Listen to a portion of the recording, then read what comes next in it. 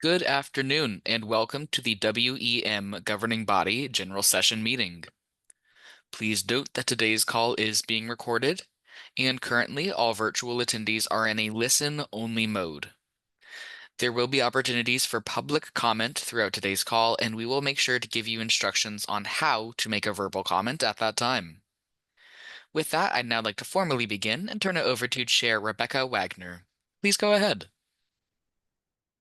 Thank you, Silas. Good afternoon for those of you joining online and in the room. We have some people here who actually are not ISO employees. So welcome. It's a beautiful day in Folsom. And sorry that we're inside. We do this outside sometime, Elliot? Again, thank you for being here. We have no decisional items today as we had originally expected, but we do have some important briefings and keeping us up to speed on what's happening on price formation and gas resource management. I do not want to keep talking because I have the potential to lose my voice. And I'd rather hear from you all, and I'll turn it over to Greg Fisher for roll call. Thank you, Chair Wagner. I'm going to take roll call right now. First of all, Vice Chair Campbell. Here. Member Decker. Here. On the line, Member Kanzioka. Here. Member Smith. And Chair Wagner. Here. Okay, we have a quorum. My next item is to explain the public comment process. So for those of you in the room, if you do have a comment on either a general item or an agenda item, please fill out a comment card.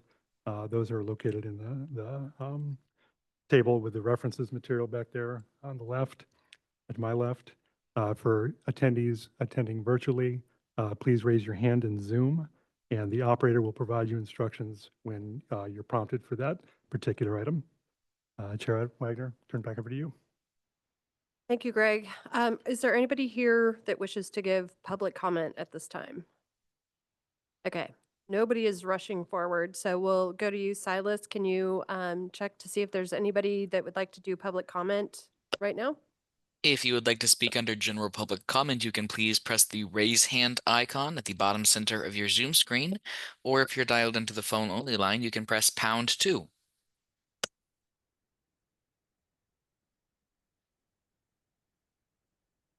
right, at this time, we do not have any hands up in the virtual queue. Thank you, Silas.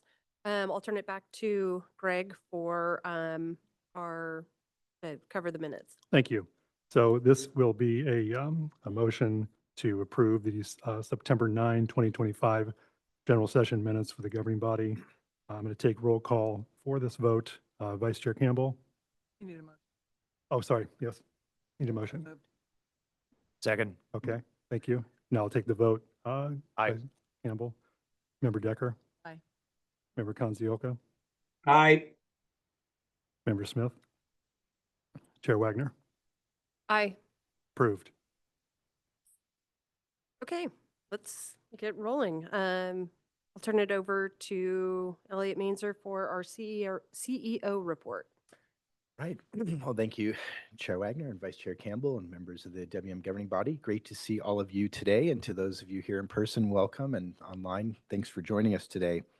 I think, as many of you know, the last several weeks have been a very consequential period for Western energy markets and governance. And I wanted to, although it's not exactly breaking news, I wanted to highlight just a couple of things that I think are just important to reemphasize. I think, first of all, back on August 29th, we received a set of, I think, very important rulings from the Federal Energy Regulatory Commission, affirmative rulings on our congestion revenue allocation proposal, as well as the EDAM tariff filings for both PacifiCorp and Portland General. And I think that from our perspective, those rulings, particularly some of the discussions around transmission rights, were really foundational endorsements of our market design. I think really gave us just a fabulous tailwind moving into next year's implementation. So I really wanted to thank everybody that worked so hard to get us to this point. So we've got a lot of stakeholder engagement. Those were tough dockets, but I think we came out in a very, very good place and really excited to have those behind us and green light towards implementation. Also, of course, really, I think for those of us that have been around Western energy markets for many, many years, watching Governor Newsom affirmatively sign AB 825 on September 29th was really just an incredibly important moment.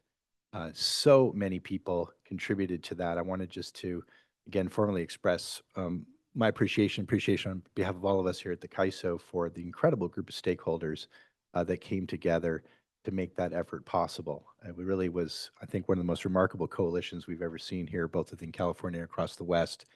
And for the first time, we are sitting here with a wide area Western energy market, the EIM and pending EDAM, with the physics and economics of transmission connectivity and resource diversity that we know are so valuable for reliability and affordability, and now a legislatively prescribed clear path to independent governance. And it's the first time we've had that, and I'm just really excited, and all of us are just looking forward to continuing to roll up our sleeves and make EDAM a reality and continue to support the remarkable formation committee and all the folks that helped make the Pathways Initiative possible.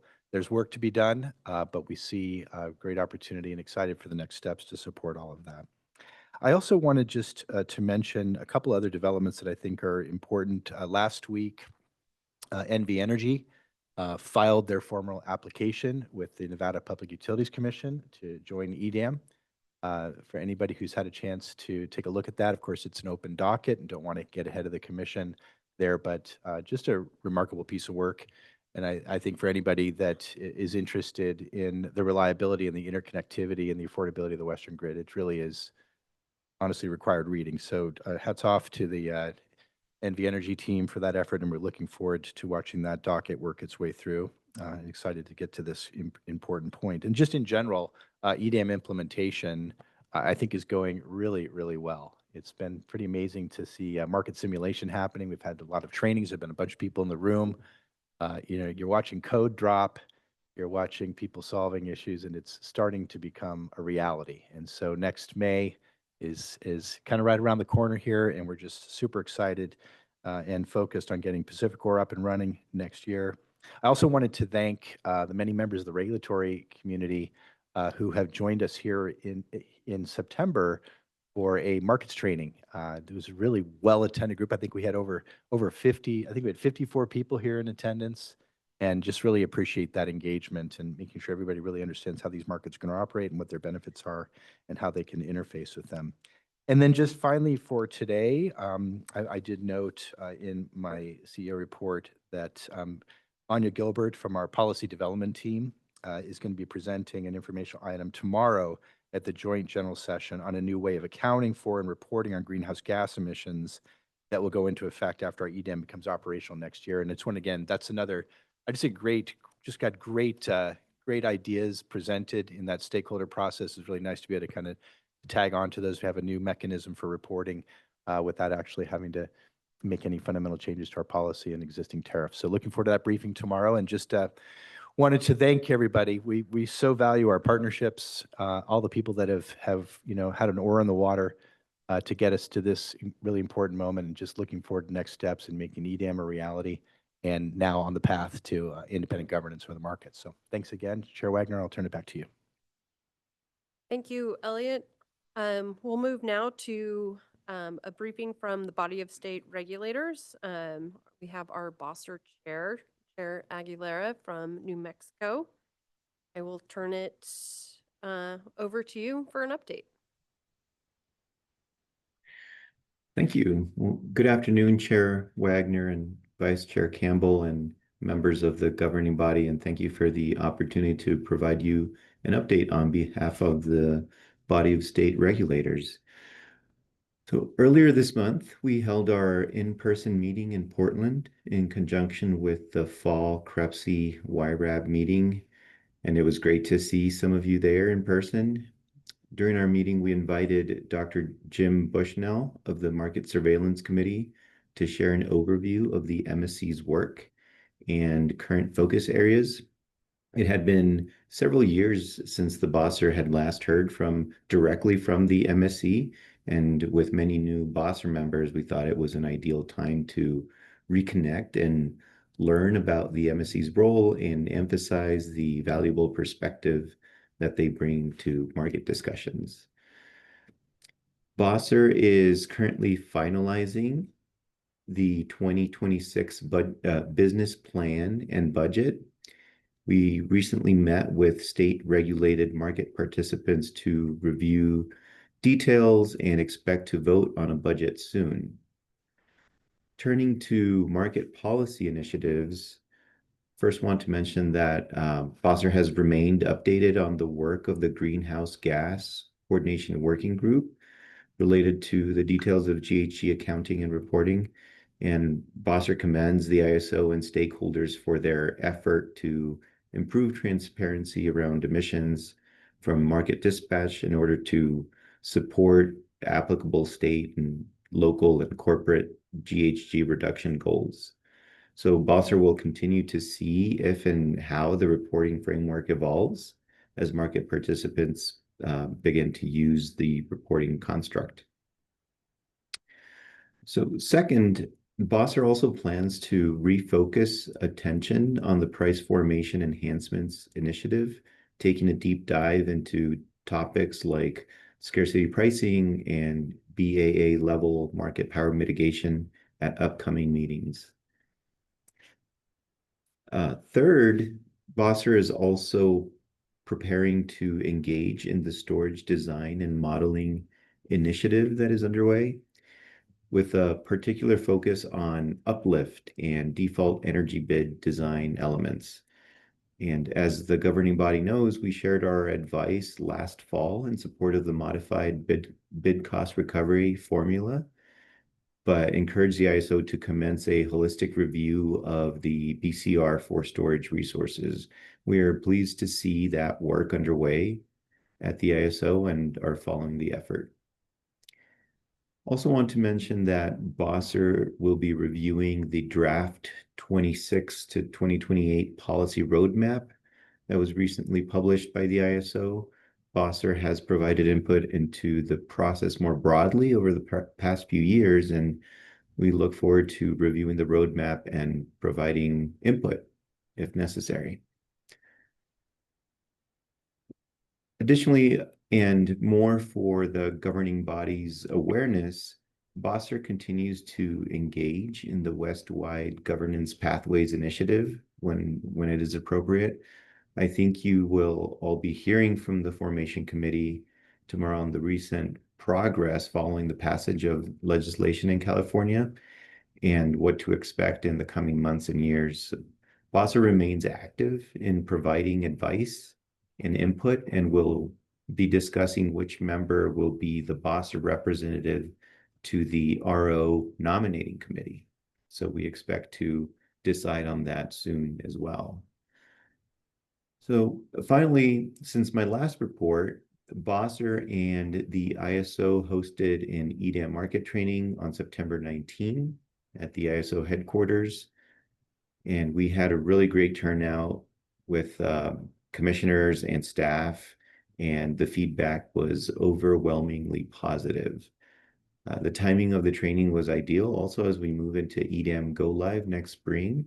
And, I want to take opportunity to thank the ISO staff and WEB staff for coordinating and hosting that training for the Bosser and commission staff.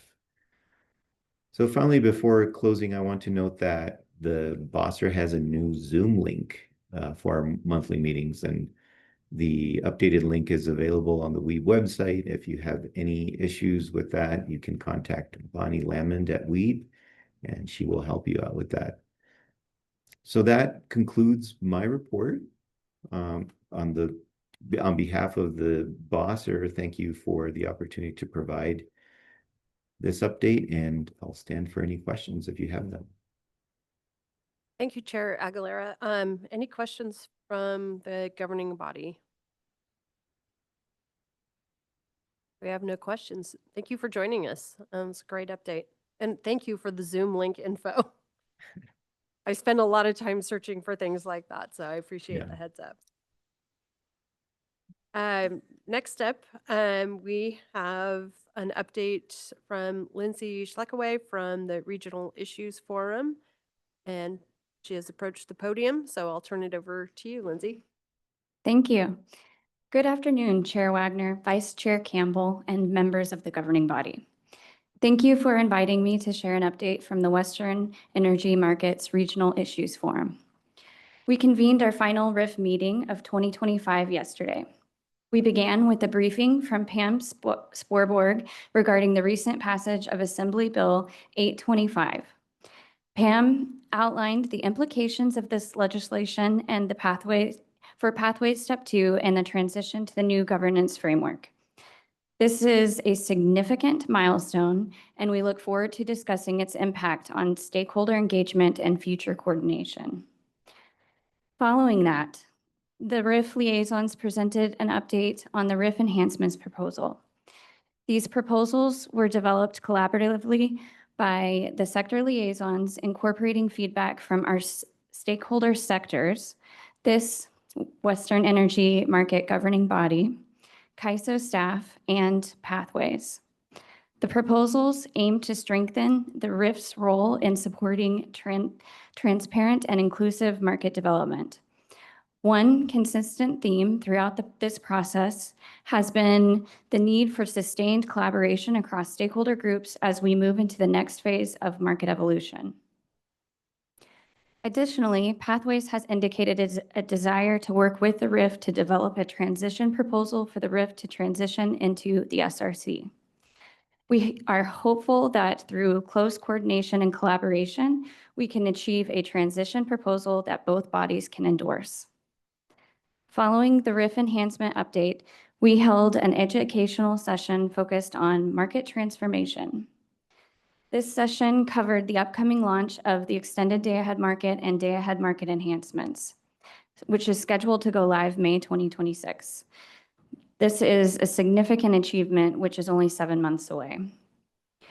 And then finally, looking ahead, we continue to work on RIF enhancements and aim to release our draft final proposal paper in early November, which we will request stakeholder feedback on November 24th. And we will also be closely working and coordinating with Pathways to collaborate on that transition proposal. And thank you. This concludes my updates for the Regional Issues Forum. Are there any questions? Thank you, Lindsay. Any questions from the governing body? Member Smith. I just have a comment. Lindsay, I just wanted to say that was my first RIF meeting, and it was super informative, and you did a great job of running the meeting. So thank you. Thank you.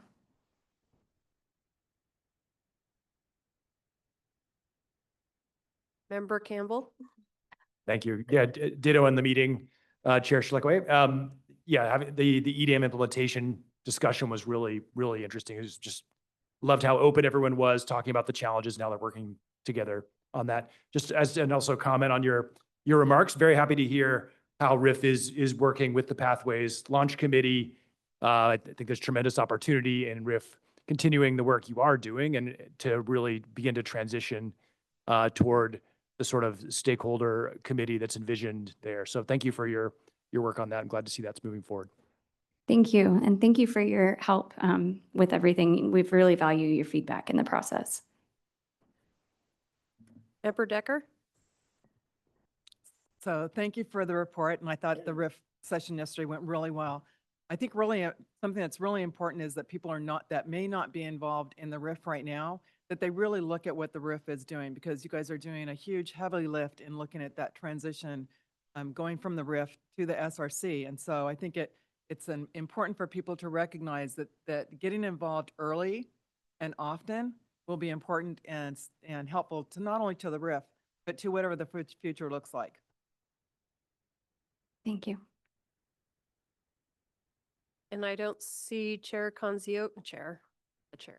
I don't see Member Konzioka's hand up. Okay, this is allergy medication at its finest. I just like to echo those comments. The RIF has evolved tremendously since inception. And I mean, for me, I think it's so incredibly important that that foundation and that institutional knowledge that the RIF brings to the stakeholder process You guys have been working through it and a lot of the challenges, so it just seems ripe for the RIF to really play a guiding role on what future stakeholder processes look like. So thanks to you and your fellow liaisons. We appreciate the work you're doing and always like to hear from you. We always learn so much, so great job. Thank you. Okay. So now we're going to turn to a briefing on the spotlight initiatives. We have price formation enhancements and gas resource management.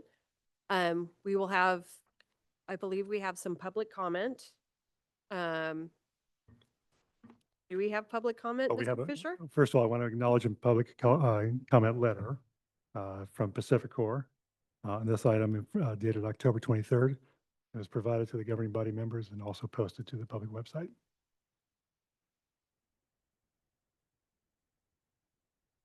Thank you, Mr. Fisher. I'll turn it to Anna for an introduction.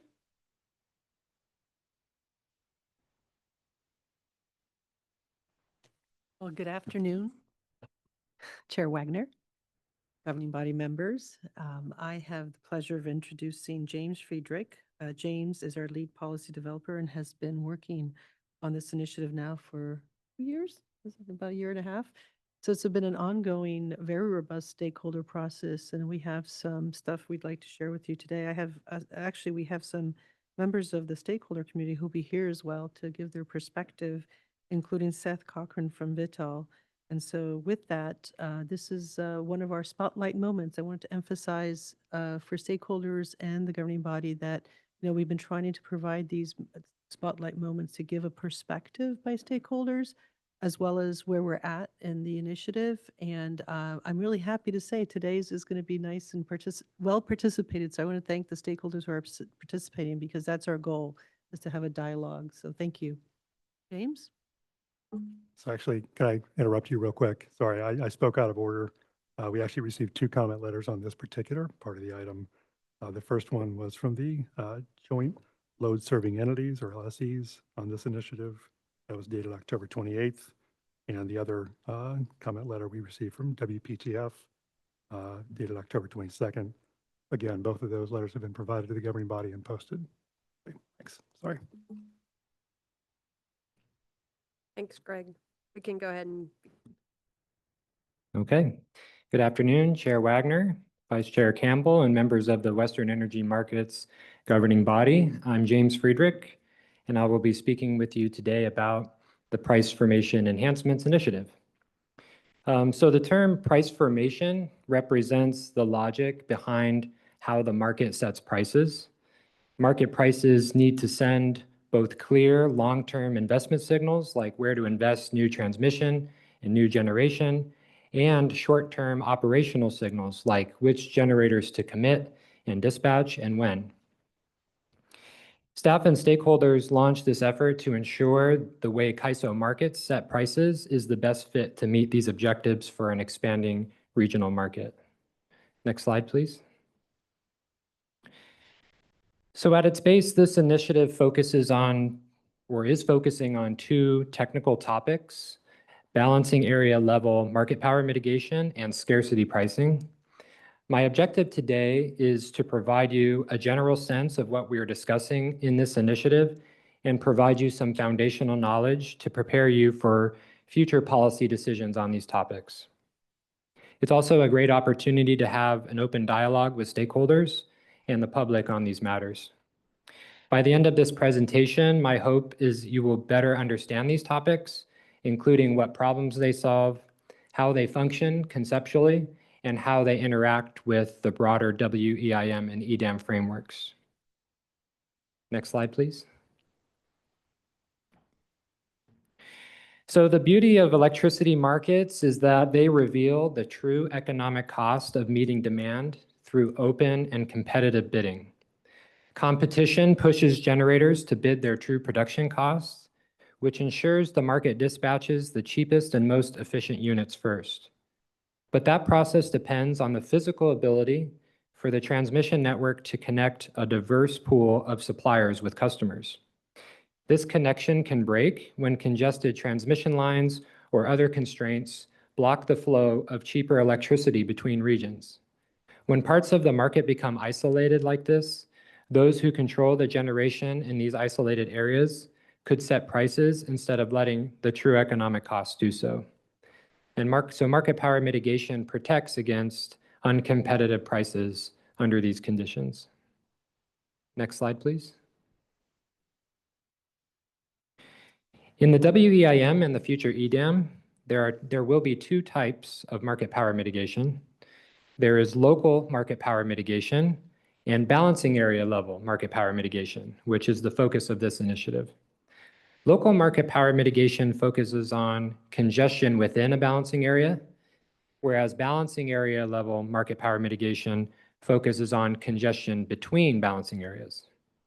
So as you know, the WEIM and EDAM are composed of balancing areas that are each responsible for keeping their local grid balanced.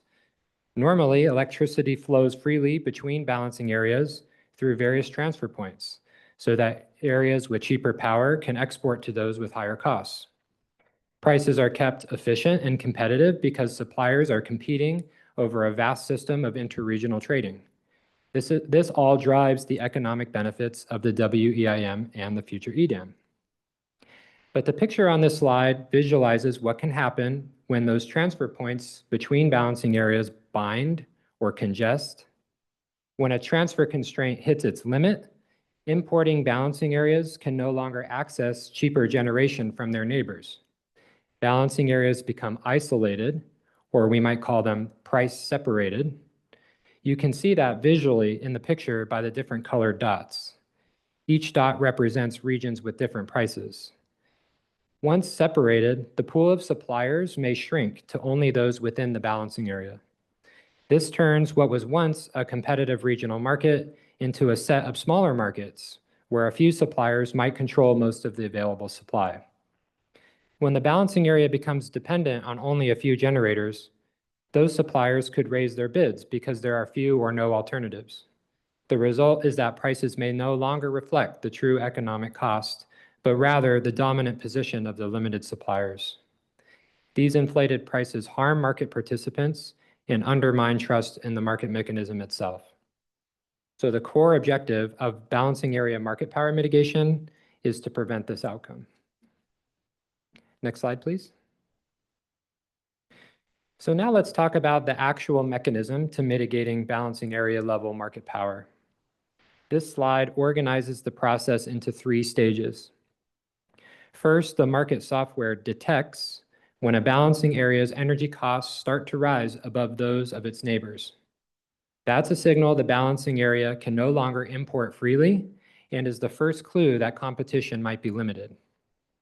Second, for those balancing areas flagged in the first step, the market then assesses their structural competitiveness by asking the question, could this balancing area meet its demand without its 3 largest suppliers? If the answer is no, then the balancing area is deemed non-competitive for that period. Finally, for any non-competitive balancing area from step 2, the market compares each generator's bid in that balancing area to 2 competitive reference benchmarks. The first benchmark is called the competitive LMP that estimates what prices would have been if there were no constraints to prevent the competitive supply moving from one balancing area to another. The second benchmark is called the resource's default energy bid, which is a proxy for the resource's actual production cost. Only bids that exceed both of these benchmarks are adjusted or mitigated for that particular market interval. Next slide, please. So now that you understand how balancing area level market power mitigation works and what problem it solves, let's look at some key concepts of the recent straw proposal. The straw proposal culminates from years of close collaboration between CAISO staff and stakeholders through the Price Formation Enhancements Working Group effort. The first concept introduces what we call a grouping approach. Today, each balancing area is tested by itself to see if it is sufficiently competitive. This ignores the competitive pressure from neighboring balancing areas, So it may sometimes result in balancing area flagged as uncompetitive when it truly is not. The grouping approach would instead test groups of balancing areas together that are connected instead of one at a time, and consider the shared supply between them. This should reduce unnecessary market power mitigation. The second concept considers including the CAISO balancing area in the test. Today, the California ISO balancing area is assumed always competitive and is never tested for balancing area market power, which owes to its diverse generation ownership and ability to access competitive supply on its interties. The proposal considers testing the CAISO balancing area like any other balancing area in the WEIM and EDAM to ensure consistent rules and equal treatment. The third concept considers incorporating the load-serving obligations of supply owners into the test. Currently, the test assumes companies could hold back all of their supply, and in the case of supply companies who are also load-serving entities, even what is needed for their own retail customers. The proposal considers instead discounting the supply companies need to serve their own customers when determining whether a group is competitive or not. This would better capture both the financial incentive and not just the physical ability to withhold supply. Finally, the fourth concept considers mitigating only pivotal suppliers when balancing area level market power mitigation is applied. Currently, all suppliers within a balancing area are mitigated when the balancing area is non-competitive. This concept would instead spare fringe suppliers from mitigation who have limited ability to influence the price. This again is intended to reduce unnecessary mitigation. All right, so we're going to move now to the next topic, which is scarcity pricing. We're going to build this from the ground up. So underlying scarcity pricing is a fundamental truth of power systems, which is that supply and demand must be always balanced in real time. So grid operators need to maintain a buffer of reserves that can rebalance the system if something happens, like demand surges or a plant trips offline. These reserves are what protect customers from outages. When there are plenty of reserves, the system is resilient and flexible. When reserves thin out, the system enters a scarce condition and reliability risk begins to rise. This is the physical foundation of the term scarcity. Now, as the slide visually shows, the term scarcity exists on a spectrum. Under normal operating conditions, when there is plenty of generation available to serve load and reserve requirements, then prices are set by the last generator needed, which you might sometimes hear referred to as the marginal generator. But what happens when the available generation begins to struggle to meet both energy and reserve requirements? In that case, every remaining megawatt becomes critical to maintaining the reserves and maintaining reliability. Next slide, please. So the previous slide explained physical scarcity, what it is, and now let's build up to scarcity pricing. The core premise of scarcity pricing is that electric reliability has value. And when it's at risk, that value must appear in the market prices. As we discussed in the previous slide, under normal conditions, prices reflect the marginal cost of producing the electricity. But in scarcity, production cost becomes less important than the avoided economic cost of widespread outages. Economists call that the value of lost load, or VOLL as it's written on the screen, which is a metric that estimates the societal cost of an outage. Scarcity pricing is the mechanism that lets this reliability value enter the market prices. The chart on this slide does a good job of showing the concept visually. On the horizontal axis, on the bottom, you have the available reserves in megawatts, essentially how much headroom the grid has. On the vertical axis, you have the value of the reserves in a dollar per megawatt value, essentially how much each additional megawatt is worth. When reserves are plentiful, the reliability value of another megawatt of reserves is near zero because the system is comfortable. But as reserves shrink, each additional megawatt becomes more and more valuable. Near the scarcity edge, the value can approach the value of lost load, or VOLL, because losing even 1 megawatt could mean outages. This rising curve embodies scarcity pricing, whereby the market allows prices to increase gradually as the system tightens. Next slide, please. So reliability during scarcity depends on the market's ability to unlock every possible resource. Scarcity pricing accomplishes this by empowering the market naturally through its scarcity pricing signals to mobilize all available capacity. In other words, scarcity pricing motivates all market participants to maximally contribute to system reliability because it's aligning their economic incentive with the operational needs of the grid. For example, scarcity pricing incentivizes more supply. Scarcity pricing signals to every generator and storage unit that the grid needs you and it needs you right now. It brings online idled plants, it pushes units to their maximum output, it encourages neighboring balancing areas to export whatever surplus energy they have, and it also directs EDAM and WEIM transfers to the most stressed areas, which strengthens the Western market's responsiveness and coordination during tight system conditions. The same prices also signaled to demand-side participants to reduce their consumption. For example, batteries avoid charging, industrial loads curtail their production, demand response programs activate, exports pause to keep the energy in the scarce area. And together, this two-sided response, both supply up and demand down, does everything it can to restore the system balance before it's too late. And finally, over the long run, scarcity pricing rewards investment in resources that are flexible, fast ramping, and reliably available, all qualities the modern grid needs. Next slide, please. So now let's look at some key scarcity pricing concepts of the recent straw proposal. The first concept involves preserving scarcity pricing signals between the 15-minute and 5-minute markets in the real time. Since the 5-minute market does not co-optimize ancillary services and energy, this mechanism would essentially allow the 5-minute market to reflect the opportunity cost of using capacity for contingency reserves as energy. The second concept involves triggering scarcity pricing when operators shed load. Counterintuitively, market prices can drop when operators shed firm load because the amount of demand the market is solving for suddenly becomes reduced. This proposal considers whether to ensure prices should remain at the highest scarcity levels when load is shed to ensure prices reflect the true stress on the grid.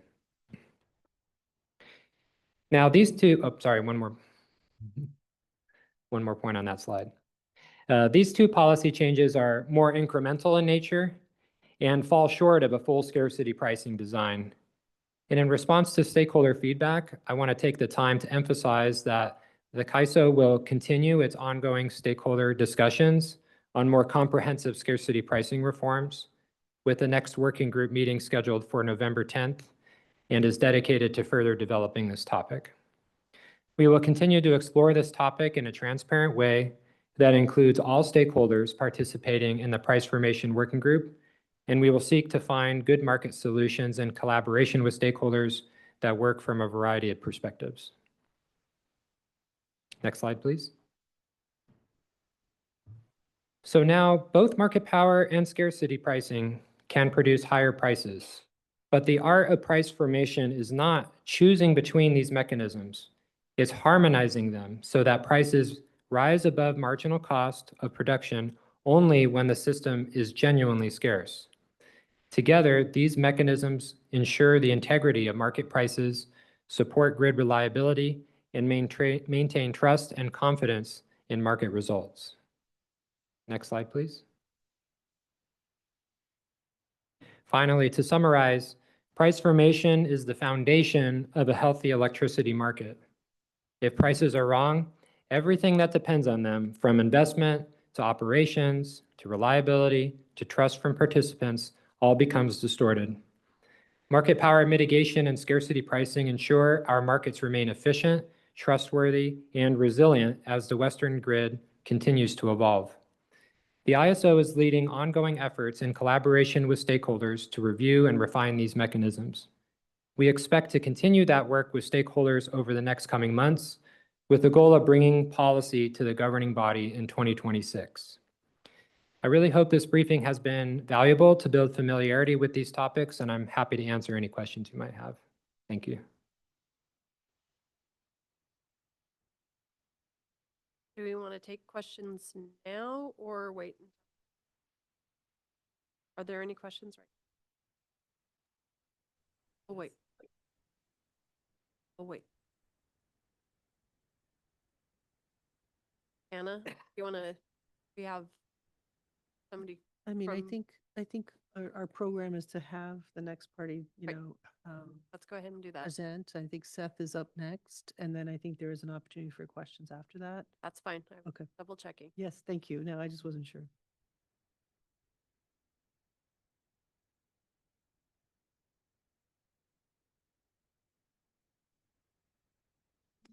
Hello? Yeah, it does work. Good. Because I don't really like standing behind lecterns. Is that okay? Okay, good. My name is Seth. I work with VTOL. I've been around these parts for some time. I cover across the US, all regions.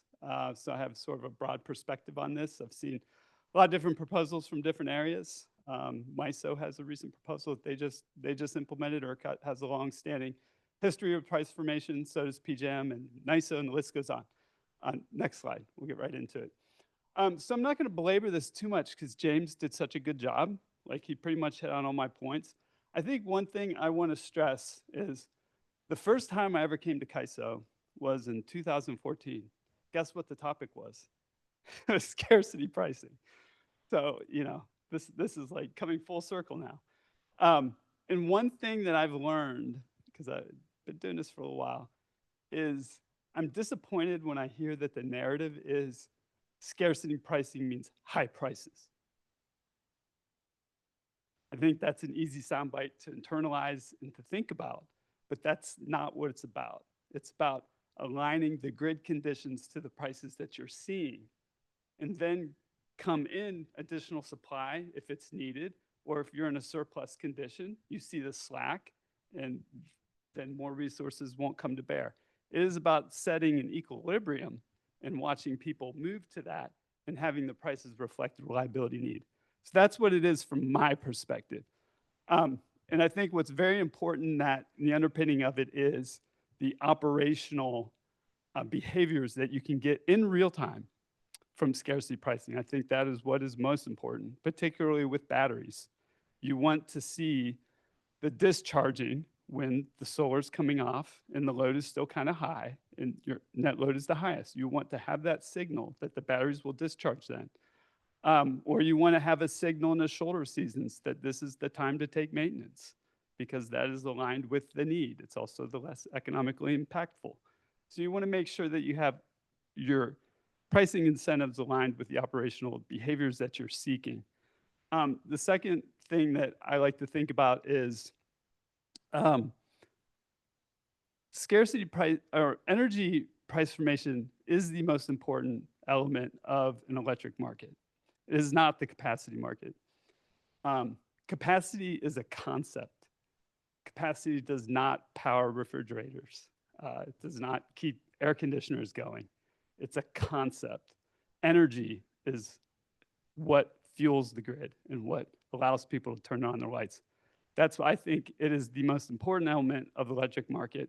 And really, capacity markets, RA programs, whatever you have, that is really just a construct that's been developed to solve for the missing money, to fill in any blanks that you might need to fulfill your reliability standard. Next slide. And by the way, this is all the gospel according to Seth. So please disagree with me at the end of this, and I'd love to engage with you all. So this is just another slide on the importance of price formation. I think it becomes particularly important as we get into larger penetrations of renewables. I think in general, what you see with zero cost marginal resources is prices can get sort of suppressed, and you're left to really engage your pricing mechanisms through the pricing of reserve degradation. which, reserves are also very important as you have a more renewable grid because you need those to fill in the, to balance the grid. So I think that in a market with deep penetrations of renewables, it becomes increasingly important to have accurate price formation. I think when I compare CAISO to all the other ISOs, I think the role that California's demand curves and scarcity pricing mechanisms have in its price formation are limited compared to what I see in some other regions. Next slide. So here's kind of a look at that. And this is actually sort of dated. And I think it's only 2 years old itself, but things have changed. So MISO's new, so you can see MISO on there and we have all the ISOs listed. MISO's was reformed on September 30th. So theirs looks more like the ERCOT sort of slope mechanism, but we'll get to that in a minute. But most of these are just stepwise sort of demand curves that you see that don't really have too much of a continuum price. I think some have more than others, and you can see CAISO's there. Next slide, please. Okay, so this is a deeper dive at what MISO has. This is what they call an operating reserve demand curve. And what that is, what is in an operating reserve demand curve is your operating reserves. So that's like your 10-minute, your regulation, and those reserves. And what it allows you to do is reflect the price that load is willing to pay for reserves. And along those points on a curve, if you hit a point, that means that you're going to go short on reserves at that price level, effectively is what it means. And this is a look at MISO's change that they just recently implemented. Another important subject in all of this is something called the value of lost load. So I apologize for not including what vol is spelled out on my slide, but that's what vol is, the value of lost load. So that is effectively the price that a customer, the cost that they experience from not having their demand served involuntarily. So that's what that is. And then there's something called the LOLP, that's the loss of load probability. And that is effectively the probability that at any given point as reserves go into shortage that you could have involuntary load shed. So that's what that is. So that forms that curve that you see there. And I think what else is important to realize, and this is true in CAISO, maybe to a little bit more limited fashion than MISO, that what allows this curve to price energy simultaneously with reserves is something called co-optimization, which is what CAISO has in their FMM market and in their day-ahead market. So, okay, next slide. So this is sort of the crux of what VTOL has been saying for probably the last year or so. This is our proposal. This is what we've spoken to the group about, and it is fashioned after the MISO operating reserve demand curve. And this is what we support. We think that this is a good way to reflect load's willingness to consume power. We think that it's appropriate to have a value of lost load in the price formation function. All that said, we also believe that when signals are sent, they can sit and linger for too long, and it's not always necessary. And I think everyone here probably has heard what happened in Texas once upon a time ago in February 2021, where some of their what we call circuit breakers weren't functioning properly and kind of led to a financial catastrophe on top of a human catastrophe. And so we want to avoid that with things that are sort of colloquially called circuit breakers. And I think that that is actually reflected in CAISO's straw proposal as well. So that's a very important element of this. No one wants to see the pricing algorithm go wild, where the signal's been sent, but we just keep persisting with it, and there's really no need for that. we'll go to the next slide. Okay. This is just a little bit more of a construction of the operating reserve demand curve. You can see the different elements of it. I think that we've talked about some of this already, like the value of loss load, the LLP. I think some important attributes of this is obviously as reserves degrade, prices, the demand curve rises. So I think that's one important element of this. Second important element is it's a smooth slope. So there's no discontinuities. I think in CAISO in the past, we have seen some of those discontinuities, and I think staff and the previous boards have fixed those.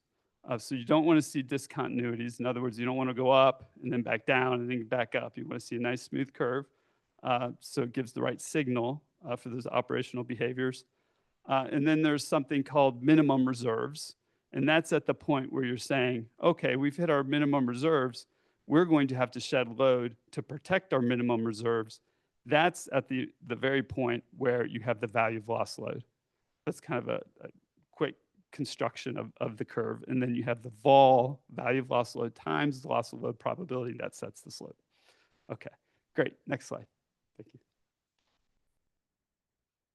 So here's just a little bit of a deeper dive. I think I've probably went through most of these on our previous slides, so we can just kind of leave that there for reference. And I think that may conclude my presentation. Okay, very good. And hey, I really appreciate you all having the opportunity for me to come present today. Thank you. Thank you, Seth. Can we open it up for questions now? Absolutely. Questions from the governing body? For Decker. So both Seth and James, thank you very much. This is really helpful, and I really appreciate that and I hope we'll see more along the lines of mid-flight initiatives that have both stakeholder perspectives and staff perspectives gathered from stakeholders, so still stakeholder perspectives. So really well done. It does beg a lot of questions, and particularly Seth, on your presentation. So there's things that they're doing that you're like, there's things that they could add to it. You know, when I think about like what's happened with MISO, oh, I hate these mics. That, you know, they have a lot of experience. And so it's, you know, they're at a point of evolution to make some changes, and we may have to start at one place and then make some changes. So it's interesting to me to think about the divergence of different opinions about where price formation should be. My sense is that there is still a lot of work to be done. And as that work is done, there will be more consideration and hopefully more coming together of all the stakeholders on where do we start? And so again, thank you. And I really do look forward to having more stakeholder engagements in our meetings. So thank you for that. Well, thank you, and absolutely, and I appreciate being here. I think, if I may, I would just add that I think that is correct, and I want to say on the record before all y'all, I do support the CAISO's proposal. I think that it moves the needle in the right direction. I think where I fall is I wish it would go a little bit further on the gradual scarcity pricing. Yeah. Other questions? Member Campbell, and I just need to remind everyone to basically eat the mic. Get up close. Thank you, Chair Wagner. Thank you, James and Seth, for the presentations. A question first, a couple of questions. First for James. I like the slide that showed scarcity pricing and market power mitigation. Are they ever in effect at the same time, or there's just different circumstances in which one of them is sort of setting pricing versus the other one? Yeah, it's definitely possible for them to be in effect at the same time. And again, the interplay here is that they're working together to ensure that the price signal jointly reflects sufficient competition. So if there were insufficient competition, you know, facilitating the price, then the market power mitigation would kick in. But the scarcity pricing is intended, in fact, to reflect the competition reflecting the value of reserves in that time. So. Okay, thanks. And then a question for both of you. As to scarcity pricing, so what are the implications of sort of quote, getting it wrong. Like if scarcity pricing allows prices to go, quote, too high or does not allow prices to go high enough, like what are the implications, beyond the financial implications to the participants, but like what are the sort of the bigger market implications of kind of getting it wrong? Go ahead. Okay. I think there's two sides to that story. I think there's one side where if the scarcity pricing is insufficient, it leaves you sort of wondering if more could have been done from the market specifically. Because sort of the gold standard of what we would like to happen is that the market facilitates the reliable outcomes. And we can't always avoid, direct manual operator action.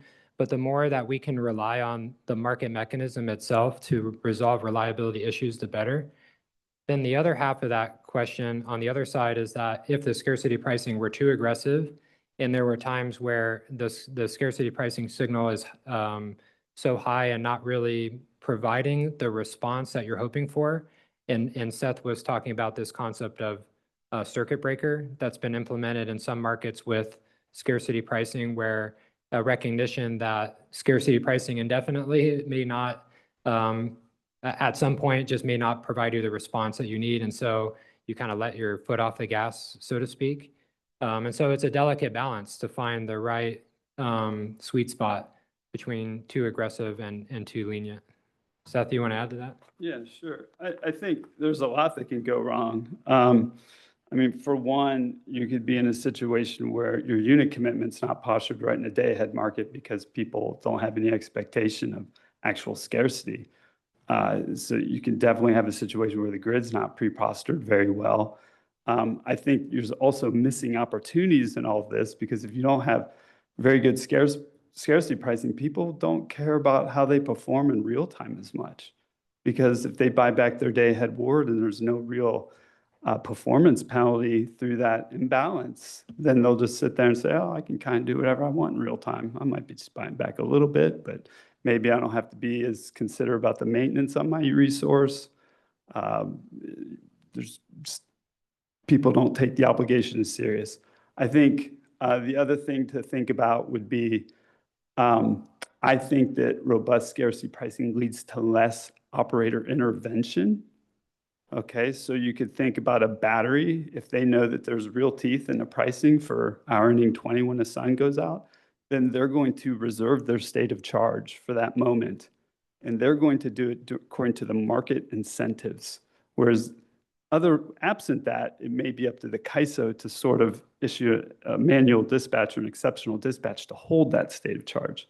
So I think that's another thing. And then to kind of round it off, I think absent robust scarcity pricing, you can also see load underbidding, which is also a problem because you won't get the unit commitment you want in the day-ahead market.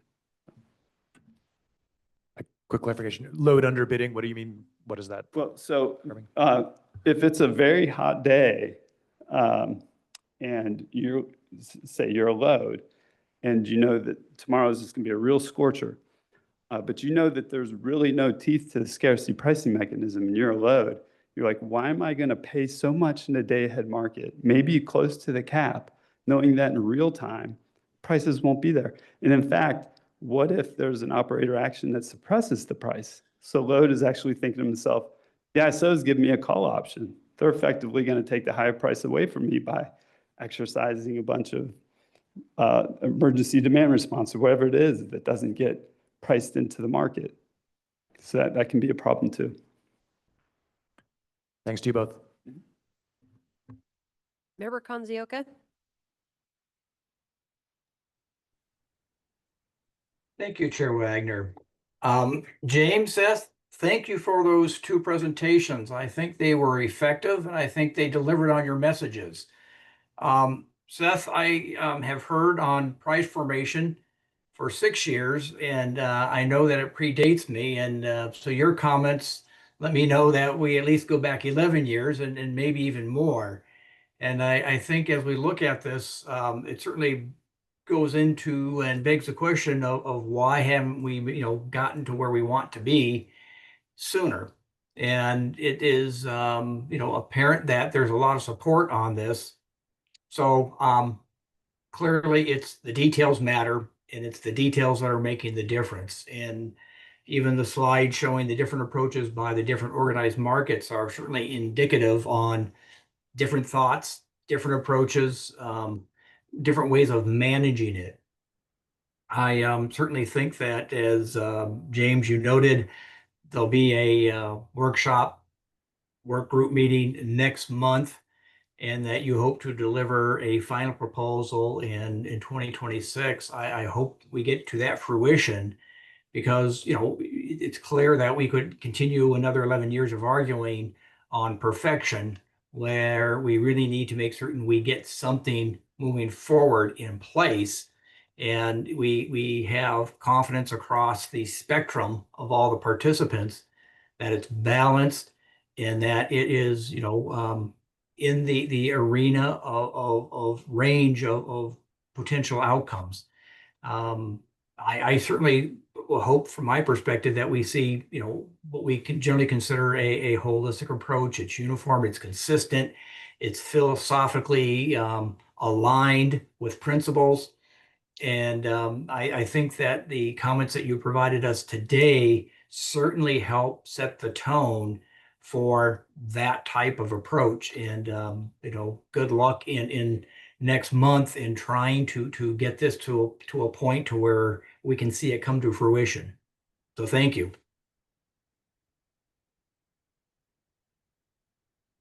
Any other governing body comments or questions? We have a public comment. Carrie Bentley.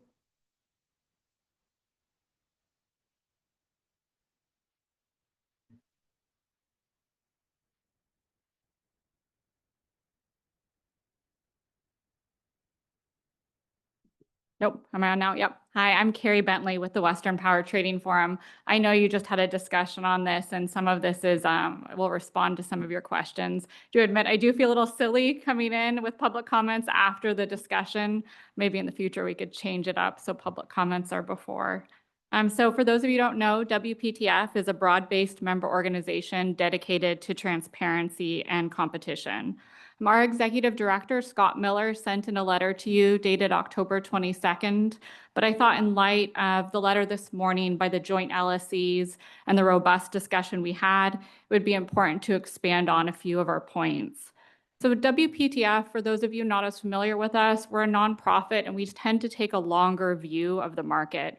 This allows us to really focus on things like price formation, which is one of our top issues in the market. I'm going to skip over some of this because we talked about it already. So from our perspective, we really do look at this from a historical perspective. In 2020 and in 2022, the CAISO faced some serious reliability events. The blackouts were avoided thanks to operators and our coordination with the West. However, those events did reveal a weakness in our price formation. Specifically, as our system approached and neared scarcity, we did not have price signals that mirrored those real-time conditions. We identified this, and as a group, we decided that this was a flaw that needed to be fixed. At the same time, the CAISO identified another issue, and that's whether the CAISO system remained competitive and whether we needed to implement, at the time, what we called system market power mitigation. Now, this is what James referred to as BAA market power mitigation now, but fundamentally it's the same. Do you treat the CAISO BAA as if it's competitive or not? Many studies have been done to show that the CAISO balancing area itself remains competitive by the Department of Market Monitoring, by the staff. I'm just going to call out the elephant in the room and say we believe this proposal perpetuates under the idea that we want to treat BAs, EDAM, and CAISO equally. And we actually don't have a strong objection to this. I will note that from a competitiveness perspective, they're not the same. The CAISO has hundreds of independent suppliers bidding in under a competitive bid-based construct. The EDAM BAs are dominated by a vertically integrated utility with limited competition. So they're not the same. However, we don't strongly object for the purposes of perpetuating a broader, robust market for market power mitigation. What we do object to is not putting in place strong, robust scarcity pricing mechanisms in advance or concurrent with the market power mitigation. This is because they are intrinsically and deeply connected from a reliability perspective.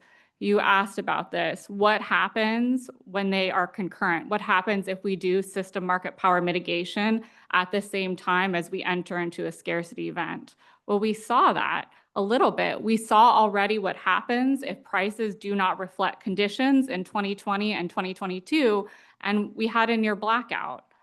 So when we look forward and we think, is there going to be a crisis or tightness again? We know that if we have market power mitigation in place, we will be worse off in 2020 and 2020 than we were in 2020 and in 2022. I'll note that the joint LSE letter identified that we've had 15,000 megawatts of storage built and that we are in a capacity abundant system. So they argue that we don't need robust scarcity pricing mechanisms right now. Despite this, we still face some serious challenges. Just as a reminder, our own California Public Utility Commission still doesn't have us at a 1 in 10 loss of load expectation. RAP has been delayed continually. The strategic reserve is going to go away with no plans to replace it. And we have unprecedented load growth from our CEC and across the West. When you talk about abundant supply, we could be in 2018. We had abundant supply in 2018, and only 2 years later, we had reliability challenges.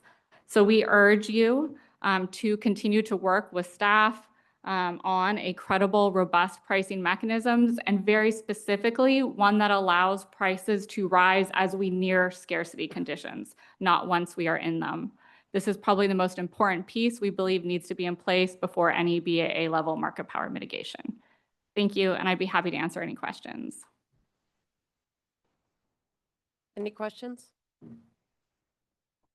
I'm not seeing any. Thank you, Ms. Bentley. Thank you. Silas, we'll turn to folks online for public comment. If you would like to speak on public comment, you can please press the raise hand icon at the bottom center of your Zoom screen or #2 if you're dialed into the phone only line. So far, we have 2 hands up in our queue. First, Carl, you've been sent a prompt to unmute yourself. You can please go ahead.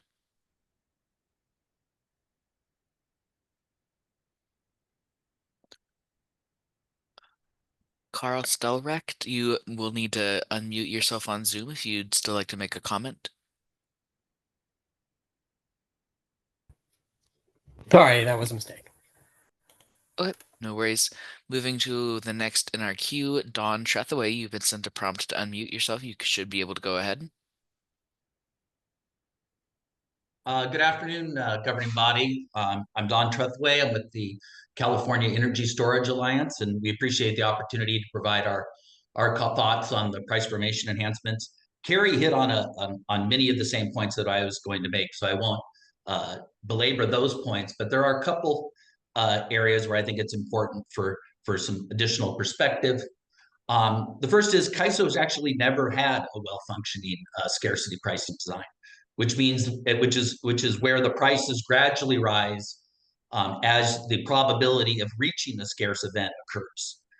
There's lots of focus on maintaining prices when we're in scarcity, or ensuring that AS prices, when we can't meet our AS requirements, that those prices go up.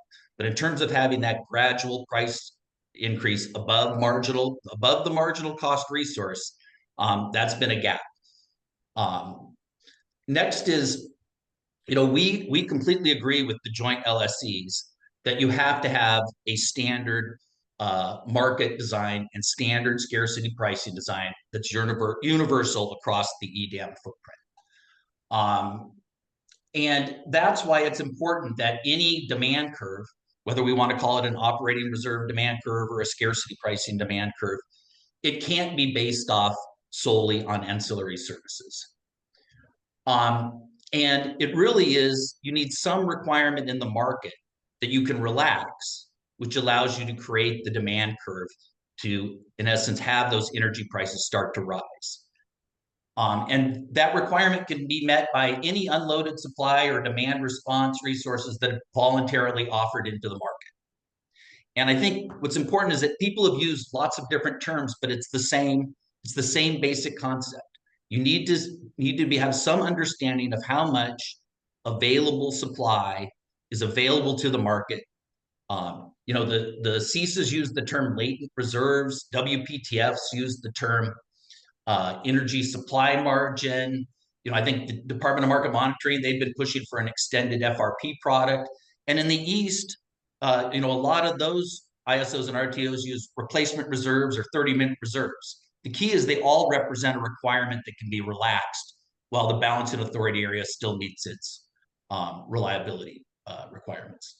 So, I am hopeful that in the upcoming working groups, we can work on, what the CAISO stated their long-term vision is, which is develop a robust scarcity pricing framework based on established ORDC principles. The next, with regards to market power mitigation, I would note that the over mitigation of the Western energy imbalance market has been a known issue since even before the start of the EDAM initiative. And that's because of the rapid expansion to multiple balancing authority areas. And I think, as Carrie pointed out, the CAISO also in 2019 and 2020 was focused on whether we need to enforce a system market power paradigm in the CAISO. And that was actually abandoned after the summer 2020 load shedding event. But that doesn't mean that the proposal that the CAISO has come up with regards to the grouping approach is not a good proposal. Absent the demonstration that the CAISO balancing authority area is uncompetitive, which will be highly unlikely, given that as both Mr. Mainzer will highlighted in his CEO comments, as well as the joint LSEs, that there's been over 13 gigawatts of additional storage come online since 2020. So my expectation would be that the CAISO balancing authority area would be deemed competitive. And that means you can continue, you could implement what the CAISO has proposed to, in terms of their grouping methodology. And the key is that any group that includes the CAISO balancing authority area would, in essence, be competitive. It would not be subject to market power mitigation at that group level. And we can also apply the same approach across the entire EDAM footprint. To the extent that an individual balancing authority area is studied and deemed competitive, we would apply similar logic, that any group that balancing authority area was a part of with regards to the CAISO's improved market power mitigation approach, it could be deemed competitive as well. So thank you again for your time, and I'd be happy to answer any questions. Thanks, Don. I don't see any comments or questions.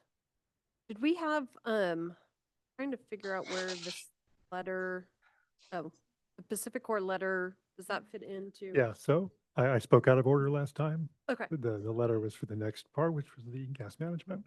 Okay. Yep. Member Kanzioka, I see your hand up. Yes, thank you, Chair Wagner. Great comments on follow-up from both Carrie and Don. And I maybe have a follow-up question for James that might fit into this discussion. And that is James, as we got this diverse group of perspectives and moving something forward, and what you've heard to date through all the machinations, where are the biggest challenges of bringing this to a conclusion? Is it philosophical differences? Is it, the different levels of market maturity? Is it the really diverse system topology we have across the footprint? Is it something else, or a combination of all those things? Thanks for the question. I would start with, I think we are still at the philosophical level as it relates to scarcity pricing and organizing ourselves around some themes that we can have attain some consensus on. And that what we're hoping through these upcoming working groups is to do exactly that. And then at that time, be able to refine the specifics in terms of the mechanisms that would be used. The other thing that's become a little sticky within the working group is the levels of the differences in participation between California ISO BA participants and EDAM WEIM participants. and how those rules can be harmonized under a scarcity pricing scheme. And we've had a lot of conversations in the working group about, how, different parties in different balancing areas may not have the same incentives depending on what you're talking about. And so it's a huge challenge, and we're happy to have, as you've seen demonstrated here, a lot of stakeholders behind and behind this effort. And we're going to continue to make progress, and we'll start that in November. Or I should say, continue to work on that in November. Yeah, thank you. Yeah, and again, good luck, as I think the letters and the comments certainly demonstrate the great interest, desire, and challenges.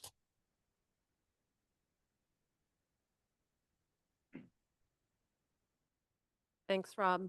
Any other governing body comments or questions? Anna, I'll turn it back to you for an introduction. Thank you. Oh, I'm sorry. Sorry, I just wanted to thank Carrie and Dawn and others for the comments. I think this is good feedback. I'm hoping a vehicle like this can really allow us to really understand the tapestry of the differences of opinion on these issues.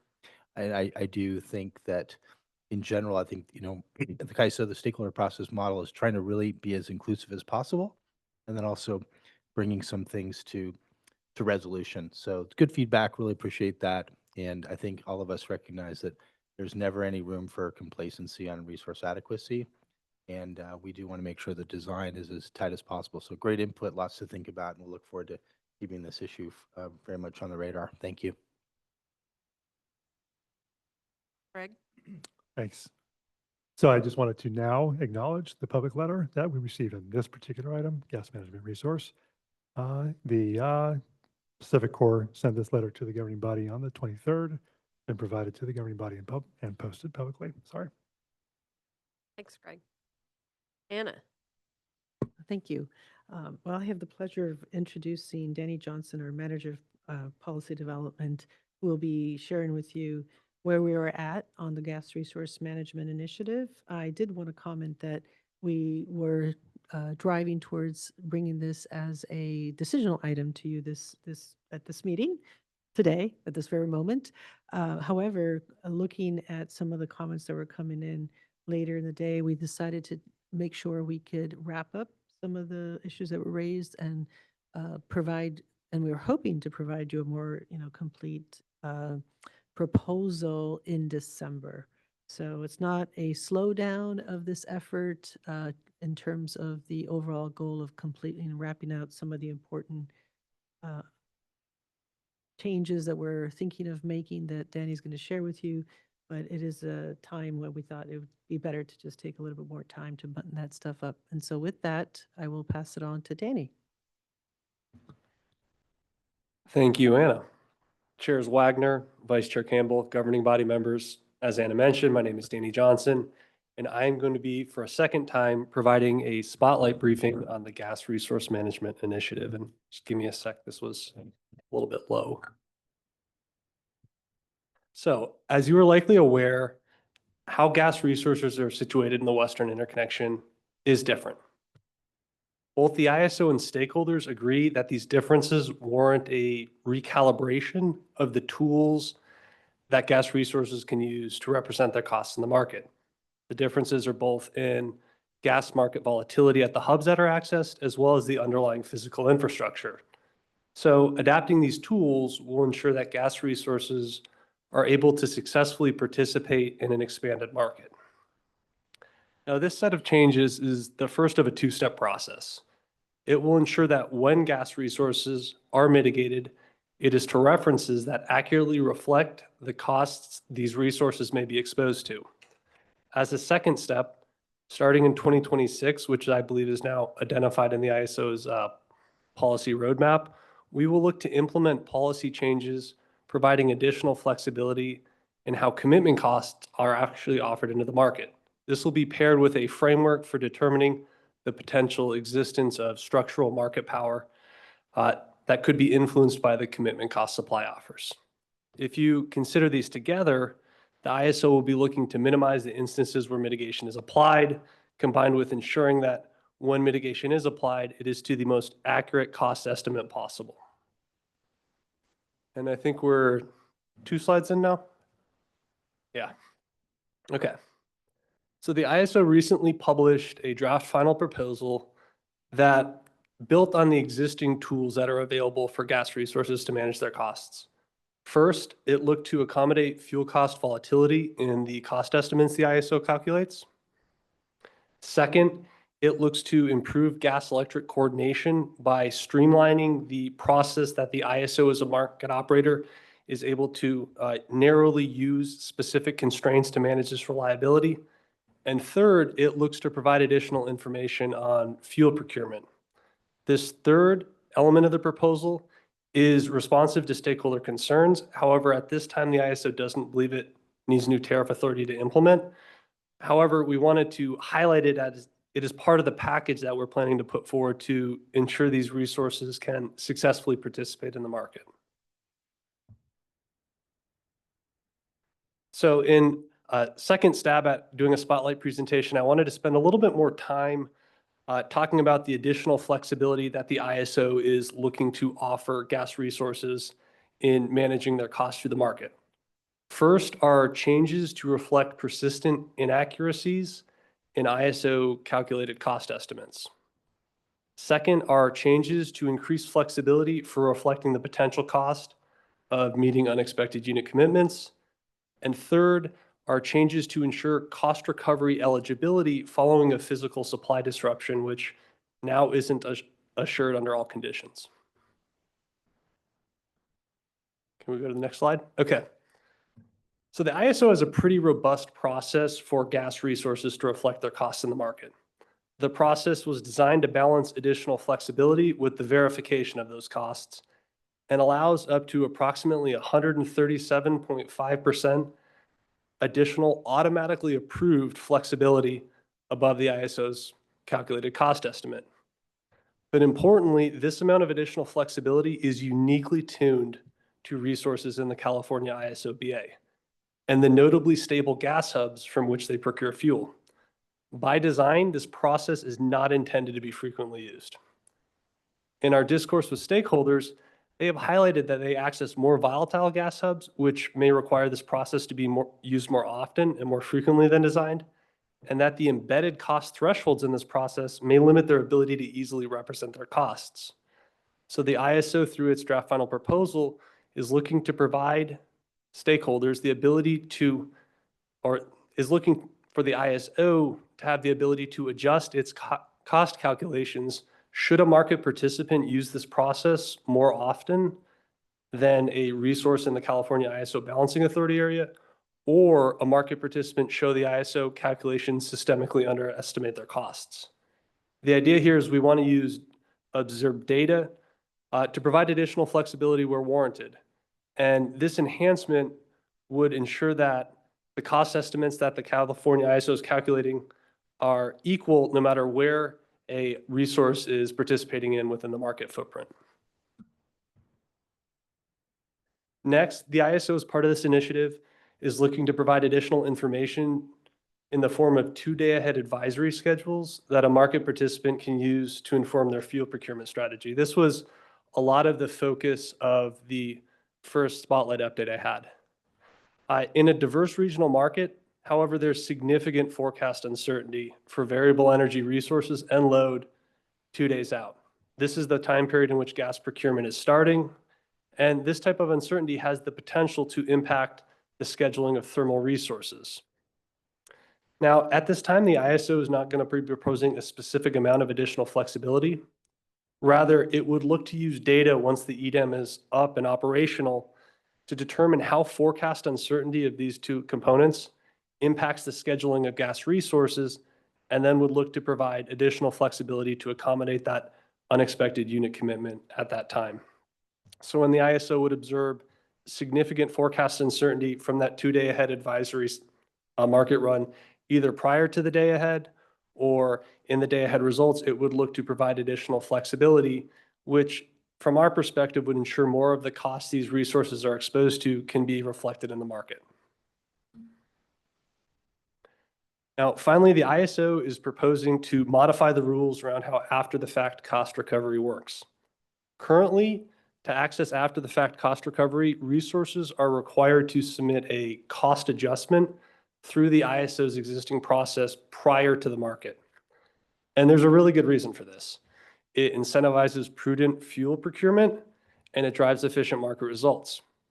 However, the ISO does recognize that in some instances, the timelines around these rules may leave a resource unable to access this process.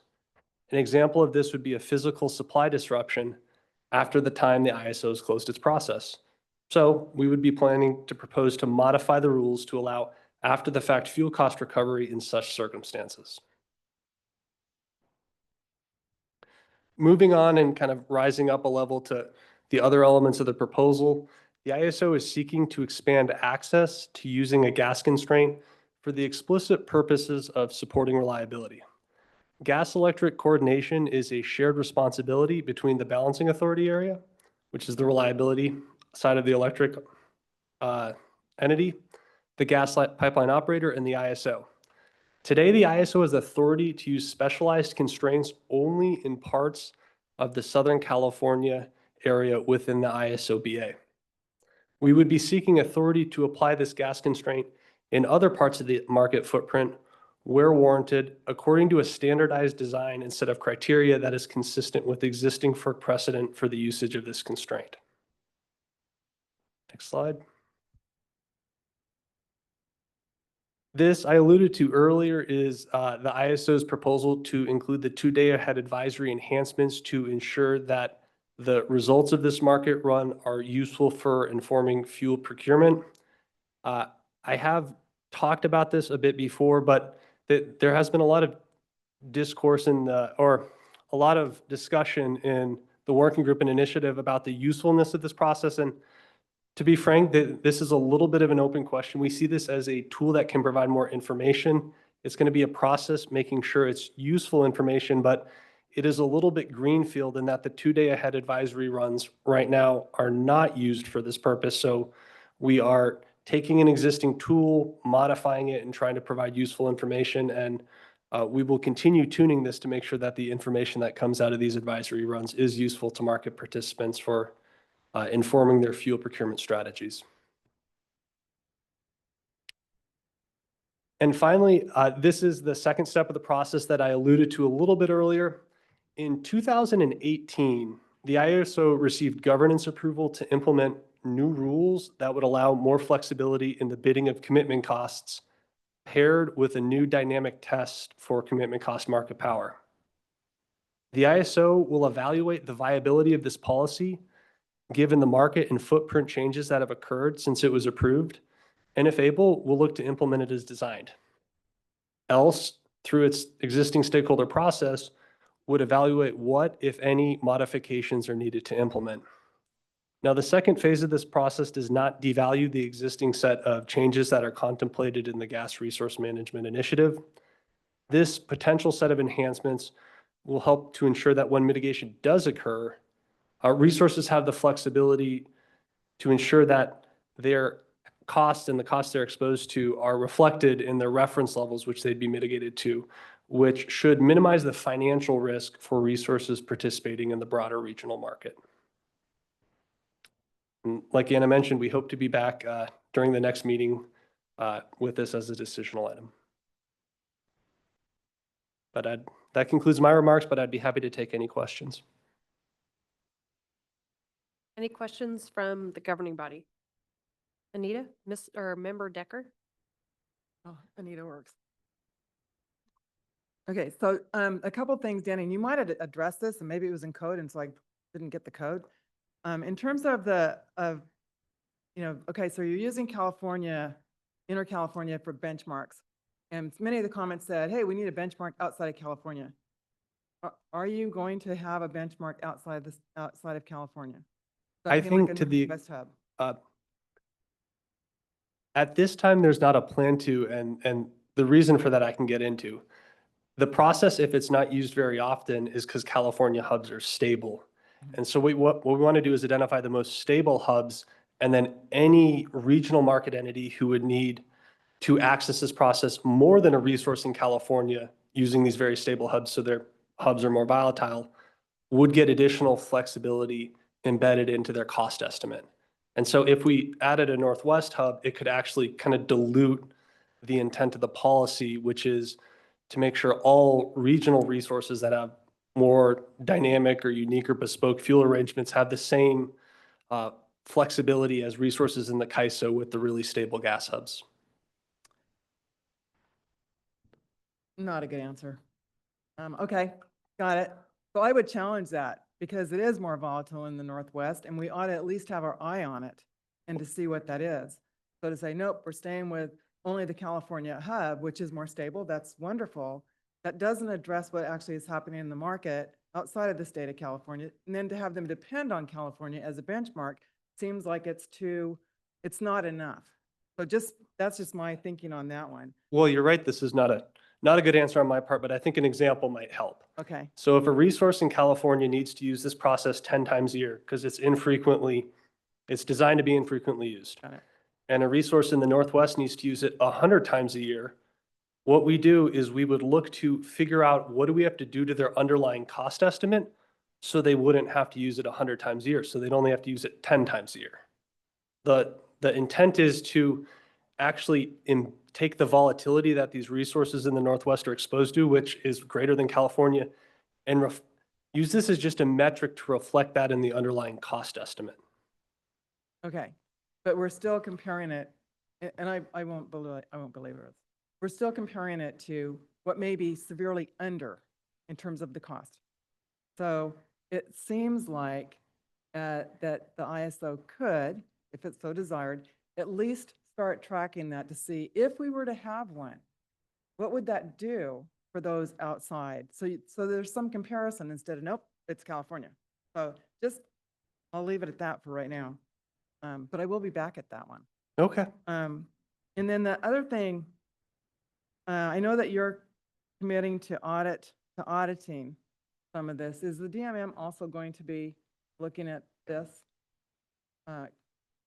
I think our expectation is both the California ISO and the DMM would be regularly monitoring the usage of these processes as part of their normal processes. But I would defer to Adam or Eric to confirm that.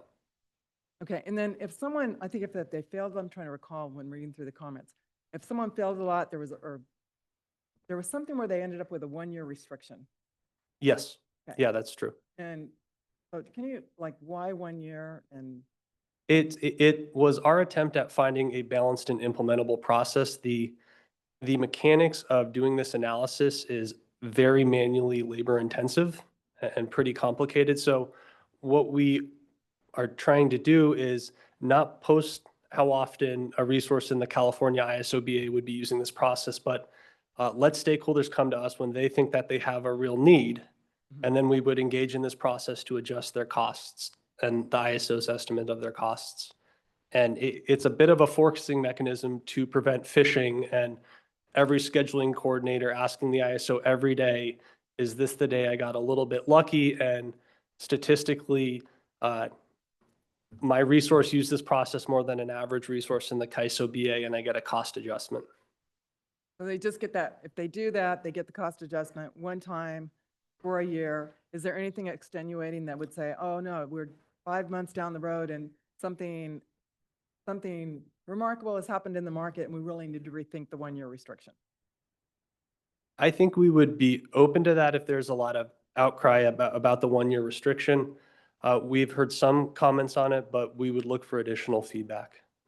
And I wouldn't say it's only a 1-year extension of this cost estimate. If a resource is differently situated with where they are with their pipelines or their fuel suppliers, and they can show us that our cost estimates don't capture that unique situation, we would, once we figure out how we true up our cost estimates, let it continue as long as it needs to. Okay. And then, so my last question is, there was an area that talked about setting some caps. So if the cap was too low or too high, how quickly do you think the cap would be reevaluated? Which caps? I'm not sure I quite follow. There was somewhere in there was talking about There were thoughts about setting a cap, I think, on the gas Oh. side. Yeah, and so this would be responsive. I think what you may be alluding to is the DMM comments about what a cap would be. And Oh, I think it the, was the MSC. MSC had some comments, but go ahead. the MSC had concerns about the ISO functionally not allowing commitment costs to be bid over a certain cap, and that is correct. And that's the second step of this process that we're looking to begin starting in 2026, where we would significantly expand the commitment cost bidding limitations, but then pair it with a test for market power that could be exercised by those supply offers. Thank you. You're off the hook with me, Danny. Thank you. Well, I definitely owe you a better answer on our proposal for persistent conditions, so you can look forward to me reaching out. All right, thank you.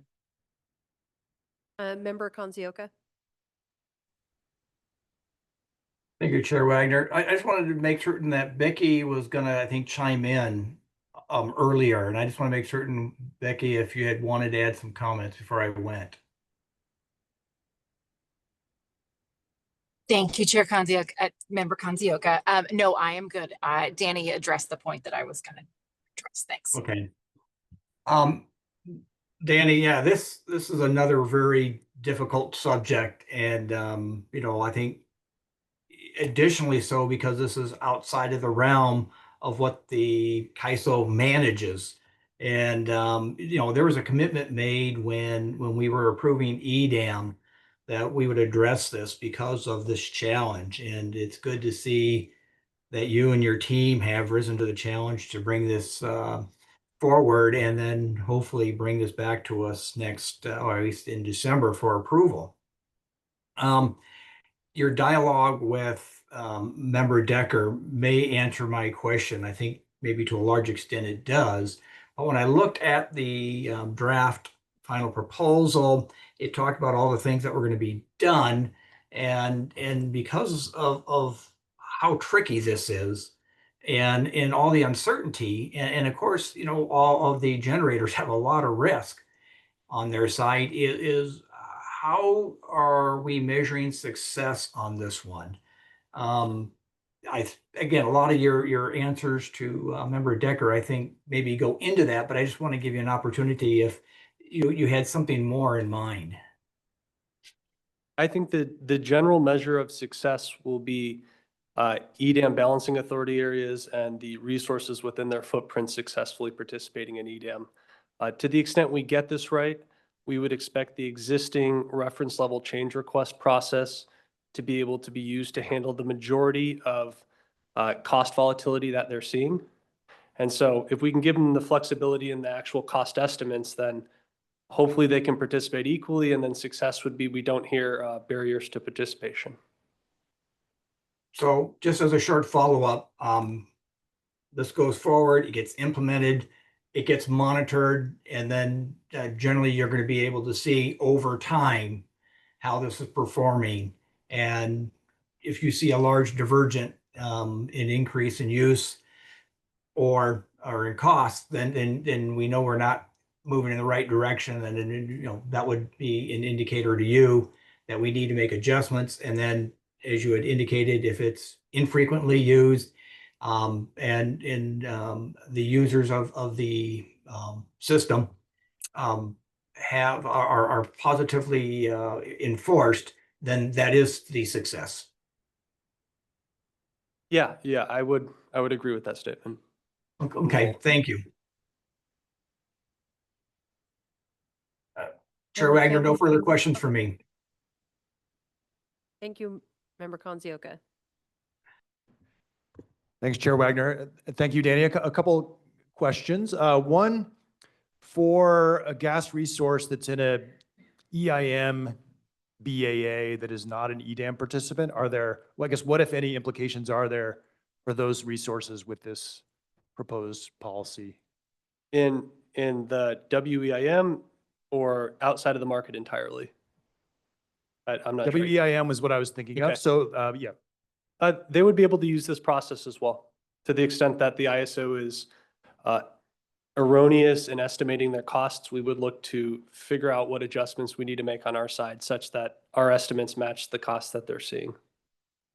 Okay. And I guess probably wondering, could it sort of encourage participation from resources, gas resources that may not be participating resources today within these? Potentially, there is the way WEM entities participate through base schedules and the resource efficiency evaluation, which those base schedules are tested against, means that they pretty finely control how their resources are planned to be used. So while this would theoretically give them a lot more flexibility to participate in the market, it would have to be balanced against how they're treated and how they would fare in the RSE tests. Okay, thanks. Another kind of a bigger question. So through this proposal, the CAISO is providing a lot of really valuable tools and functionality to the market participants. I was wondering, I guess, how do you think about getting the balance between sort of ensuring market participants have the incentives to be smart about gas purchasing, to manage their costs, to forecast their costs, do the things that they can uniquely do because of the position that they're in, versus sort of providing tools and ability to, in terms of on the market rules side or other, on that side to sort of accommodate things. I guess, how do you make sure you're sort of not taking away any of that incentive to really manage those costs from the standpoint of the market participant? To the extent that uncompetitive conditions exist and reference cost needs to be used, we would like to have a balanced approach where we provide a lot of flexibility, but have the ability to audit to make sure that the costs that are being represented are actually being experienced by the resources. Yeah, I think that's part of it. I guess there's also just, does providing all this, is there any danger of providing too much sort of functionality in terms of reflecting costs, even in some kind of maybe after the fact kind of costs? Does that sort of, how do you make sure that doesn't remove the incentive for the entity to reflect costs and bids and to do other things that are, want them to be doing? That's one of the drives behind the proposal, is to ensure that when additional flexibility is provided, it is warranted and backed up by observations and data, and in some cases, receipts from the resources for their fuel procurement purchases. So yeah, you're absolutely right. It is a balance. We want to provide all the flexibility in the world to the extent that resources are experiencing these costs, but balance that with making sure that the system can't be abused to inflate costs. Thank you. This is Anna. If I could perhaps add a little more to that comment, because I think one of the, fundamental principles in this initiative is to leverage all the existing apparatus to ensure that those, various interests are well balanced. So we're not really eroding all the other verification elements. We're just trying to loosen up the rules a little bit so that if there are unexpected costs that entities incur, which there seems to be more in the Western interconnection than we previously anticipated, then the rules don't disadvantage them from being able to reflect those costs in their bids. But it's all leveraging the existing apparatus around verification, auditing capability, monitoring, et cetera. And there's an array of interests, including, security of the gas pipelines system themselves, ensuring people procure in a prudent manner, and all that stuff is still at play. We're not changing any of that.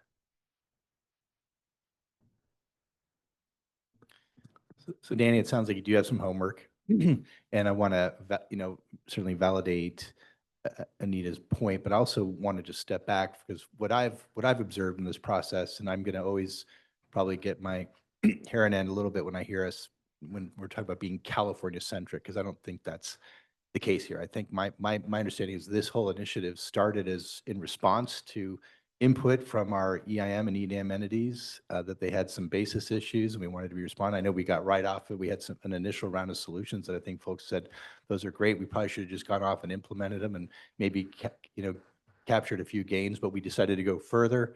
And my understanding is we're now running into some, complex volatility issues and verification issues. But the intent, and certainly the next chapter, is to try to really address the concerns of our external parties and to make sure that we do that on a level playing field with anybody. So there's not going to be any intention to be, quote, California centric. It's just that's where we kind of grew up. And now we need to figure out how to successfully extend that to the other entities. And I think I can certainly tell you that the CAISO, we're 100% committed to that. And hopefully this next phase, we decided to take a breather because as we got further and further into the complexity, we had, folks raising hands from different sides of the aisle. The MSC, the DMM, we're not on the same page. So let's take a time out, get everybody up to speed, and then let's go roll up our sleeves and go get this across the goal line, right? So certainly the goal here is to try to address the issues of all of our partners and do it on an equitable and intellectually honest basis. So I just wanted to make sure that we reiterated the commitment to do that on behalf of the organization.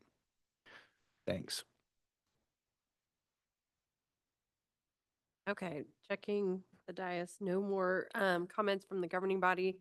I'd like to turn it to, is there any public comment in the room? I have not received a card. So I don't have anybody coming forward for public comment in the room.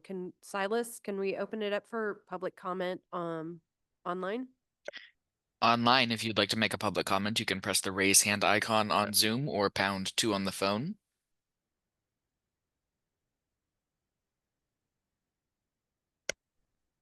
Okay, we do not have any hands up online. Thank you, Silas. I think we'll wrap that up. More to come. Thank you, Danny. Appreciate you withstanding questions from the governing body.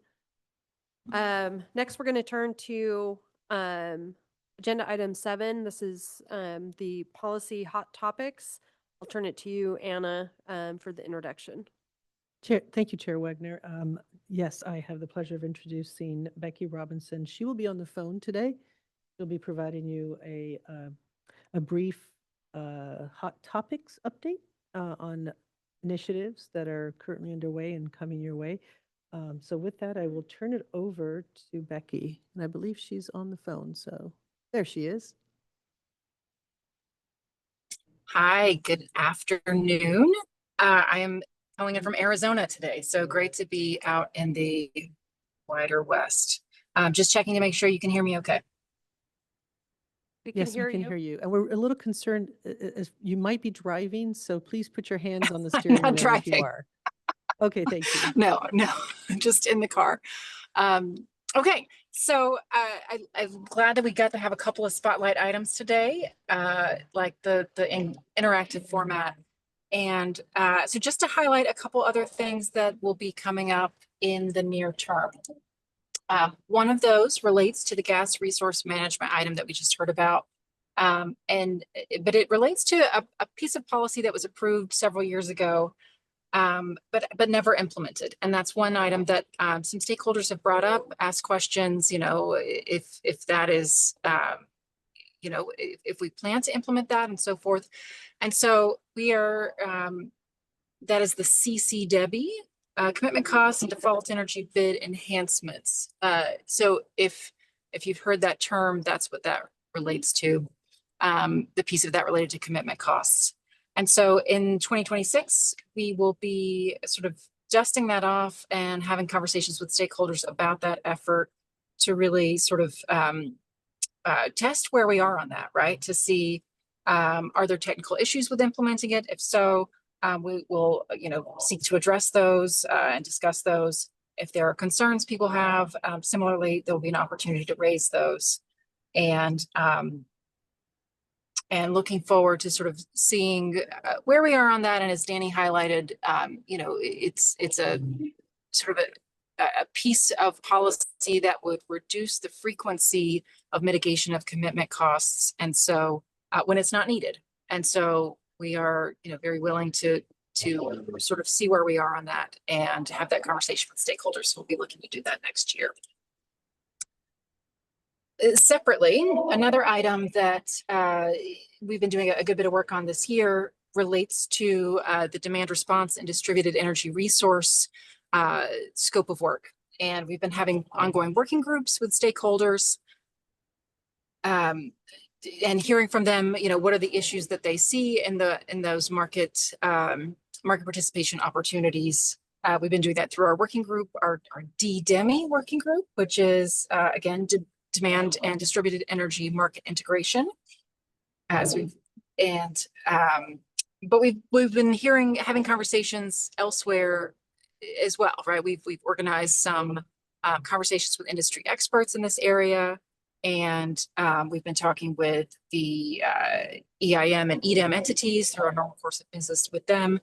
And we see a lot of opportunities to further enable and improve load flexibility in a number of ways. One, exploring demand side bidding. Another area, exploring behind the meter export capability.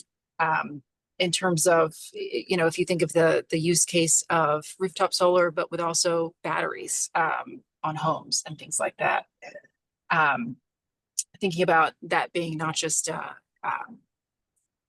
you know, a capability to reduce demand lower, but also to potentially inject onto the grid. And then finally, a third area of opportunity is just simplifying and providing some flexibility with our current demand response and distributed energy resource market models. And so we will plan to have an issue paper sort of covering those areas that we see as ripe with opportunity later this year. And so just wanted to flag that area for you as an area of work that'll be coming up on market policy to expect more in that space going forward.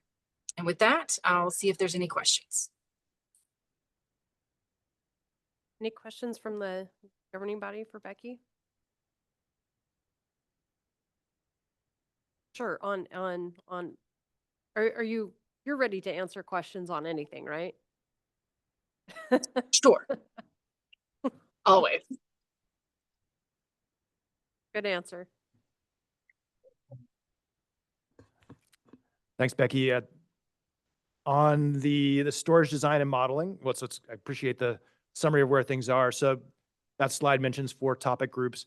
I guess what's sort of the process, or how do you, will all those be working forward on the same sort of time scale and it kind of appear in one kind of super proposal, or what's the process for sort of prioritization, whether that's processes kind of driven by a CAISO or stakeholders? Like how do the issues get prioritized and brought forward?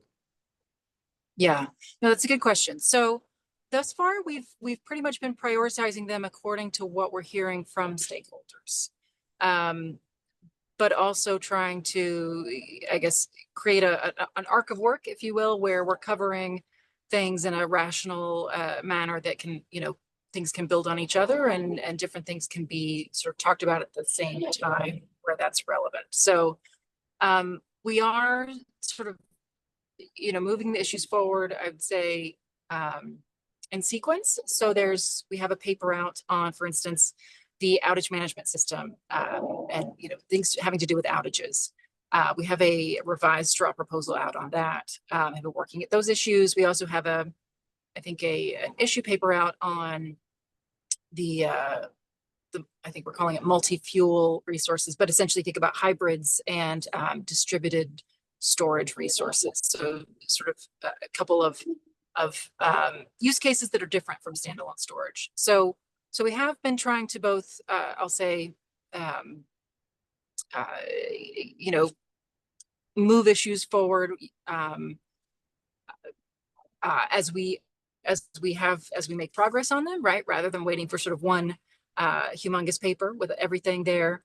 But also there's, you know, we've been, you know, continuing to try to prioritize both the bid cost recovery item as well as the storage modeling item and just getting to a better, you know, thinking big picture about storage and wanting to get to a better optimization of those resources so that when we, you know, we think that if we get to a better optimization of those resources, then the bid cost recovery pie, if you will sort of be shrink accordingly, right? Because you'll have sort of less of the deviations. It will be using storage at the right time rather than sort of, you know, having to pay uplift and so forth. Thank you. Any other? Oh, Rob, Member Konzioka. Thank you, Chair Wagner. Becky, good afternoon. I was going to say good to see you, but I see we lost the video. But A question for you on the work being done for behind the meter elements. Pretty exciting, I think. I recall seeing earlier this year of a pilot project that the ISO did with car batteries, and it was pretty substantive. And what's it going to take to get let's say all the behind the meter demand uh, response and let's say battery solar to the forefront to where it can be more integrated, kind of what's the scale, what's the timing, and is it going to require aggregators to help manage all this?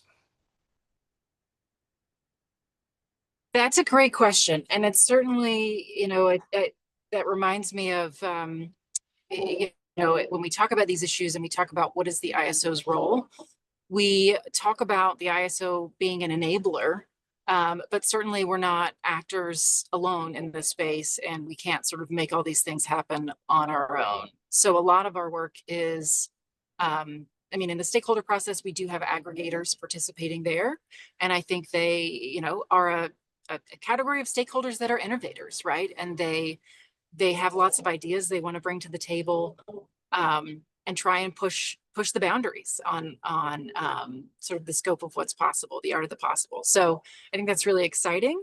I do not have the answer for you in terms of how are we going to make all this come to pass, but I think collaboration there, not just with our stakeholders, but also with perhaps the state agencies, and that are our utilities as market participants as well. It feels like it's going to require the buy-in from, I guess, all around the table in terms of bringing these ideas to fruition.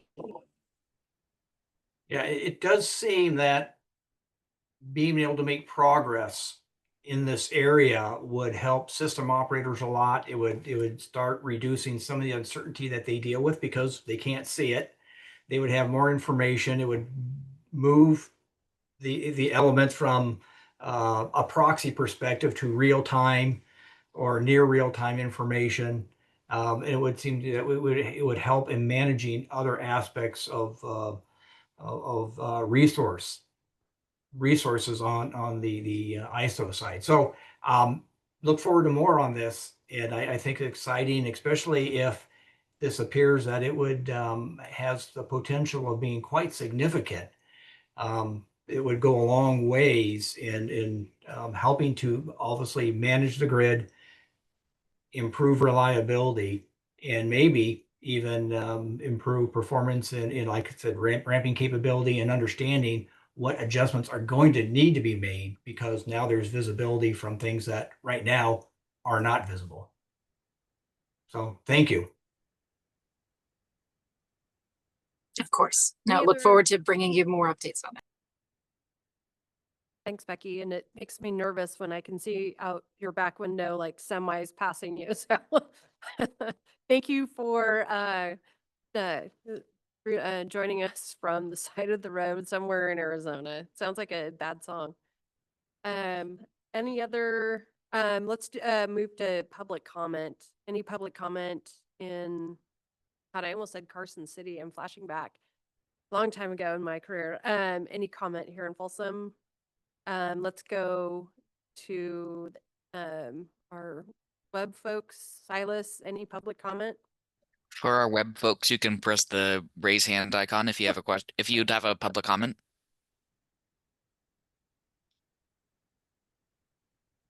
Okay, no hands up on our virtual queue. Thank you, Silas. Next we have informational reports. Anybody have any comments, thoughts on informational reports? Do we have any public comment on informational reports? There's none coming forward. Let's go online. Silas, can you check to see if there's any public comment on our informational report? If you'd like to make a public comment, press the raise hand icon. Okay, no public comment. Thank you, Silas. Next up, future agenda items. I think we always have future agenda items. It's like ongoing, but does anybody have anything specific to add for future agenda items? Okay. Seeing none from the governing body, thank you everyone online and that stayed with us in the room, especially if you're not an ISO employee. Have a great rest of the day. We're adjourned.